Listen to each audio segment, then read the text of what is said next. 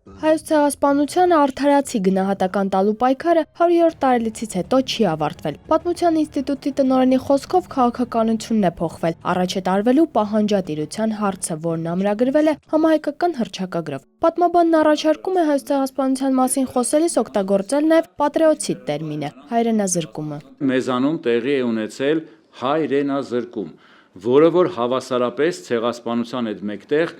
մարդկության դեմ ուղղված հանցագործություն է, որովհետև ազգին ֆիզիկապես բնաջնջելուց բացի, երբ որ դու նրան զրկում ես հայրենիքից, ցեղասպանության գործընթացը շարունակում է, որովհետև անհայրենիք ժողովուրդը ի վերջո դատապարտված է ամբողջովին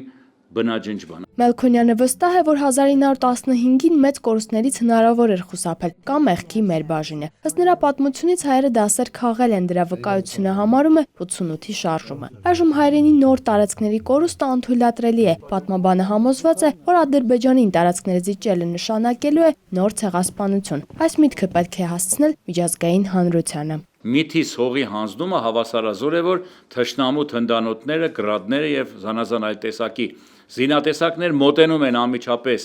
մեր բնակավայրերին եւ դարձնում են դրանք խոցելի։ Ապրիլի 23-ին անցկացվելու է գլոբալ ֆորումը Երևանը հարթակ է, որտեղ աշխարհի ազդեցիկ դեմքերը կխոսեն մարդկության դեմ կատարված հանցագործությունների մասին։ Ապրիլյան քառօրյա պատերազմի ընթացքում հակառակորդի վայրագությունների մասին եւս պետք է խոսվի։ Ի վերջո պետք է աշխարհի պատկերացումը փոխենք այս պատերազմի որպես պատերազմ հողի համար, այս պատերազմի որպես պատերազմ Ղարաբաղի եւ Ադրբեջանի միջև։ Սա պատերազմ է չցեղասպանվելու համար։